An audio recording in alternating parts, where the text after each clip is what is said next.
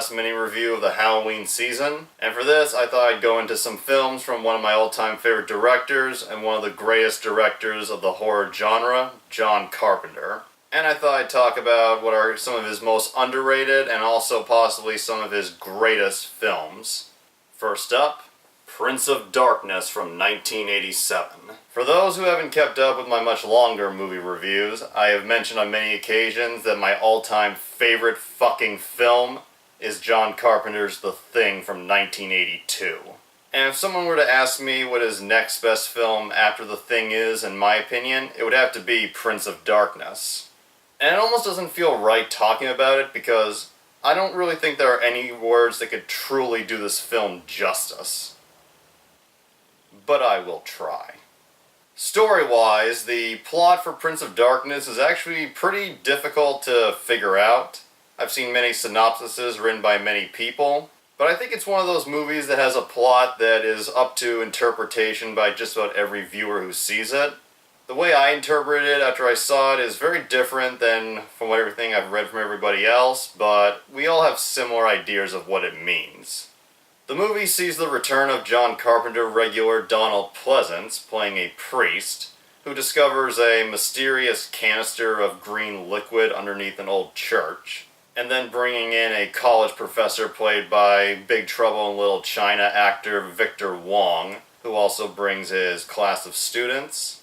And over the course of a few days, they study the canister and some ancient languages written around it. And to put it simply, they find out that the canister contains the remains of Satan, who is trying to rejuvenate himself enough to unleash an even more powerful evil force against the world.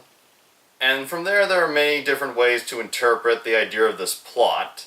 From the way I interpret it, the professor, the priest, the students, they all find out that Jesus, Satan, angels are actually either aliens or they are beings from another dimension who came to Earth millions of years ago. And that the evil force that the Satan in this movie is trying to get is from another dimension and is known as the anti-god. I could be wrong, but that's the way I interpret it.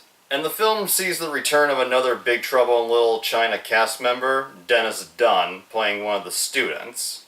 And the film also has an army of possessed homeless people surrounding the church. And out of all these homeless people, one in particular gets more screen time than the others. I guess you could say that this particular homeless character who gets more focus than the others is the leader of the bum army. And funny enough, this leader of the bum army is played by none other than Alice Cooper. He's only in a few scenes, but there's enough focus on him that you can tell it's him.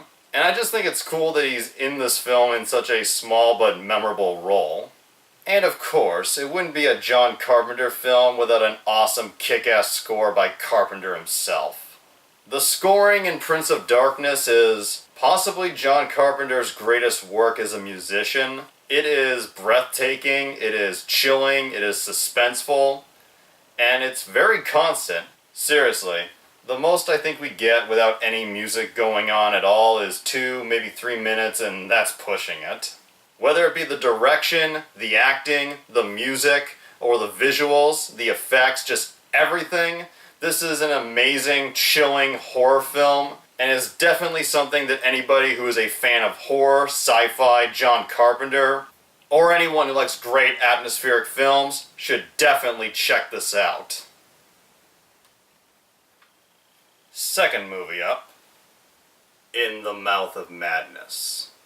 In the Mouth of Madness is considered by many John Carpenter fans to be one of his greatest works. It definitely ends up being one of the craziest movies he's ever done, and features an amazing performance by Sam Neill, one of his best, and always think it's a shame that people will just always call him the Jurassic Park guy. Here, Sam Neill plays an insurance investigator who, by the end of the film, ends up looking like this. It's Halloween. Might as well get a little bit into the costume mood.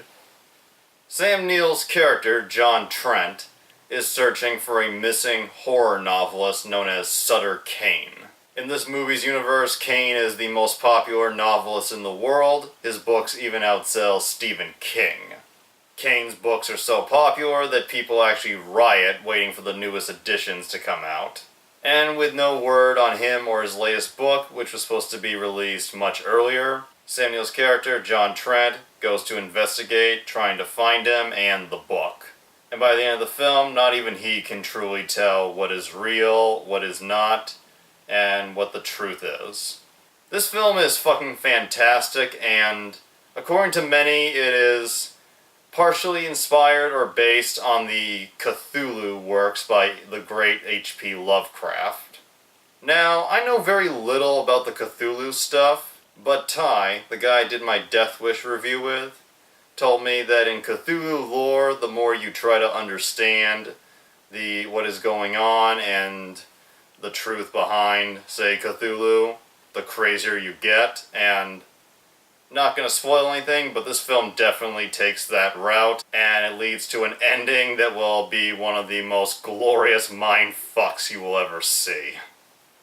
In the Mouth of Madness has just about everything you've come to associate with a great John Carpenter film. Mystery, chills, interesting characters, and once again, great music. And the Carpenter score here, while not as epic as Prince of Darkness, is also extremely well done and probably has the most beat out of any of his music scores.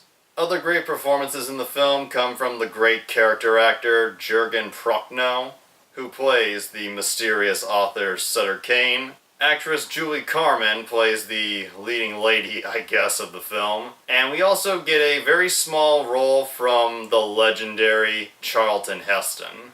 There's not much to his role, but it's Charlton Heston. Come on. He's always great to watch. And if the mini reviews were not limited to being under 10 minutes, I would go into so much more detail about these two amazing John Carpenter films. There's not much else to say other than if you love John Carpenter, or if you love horror, or both, check them out. And that's it. Final mini review of October. Enjoy the rest of the month, and have a happy Halloween.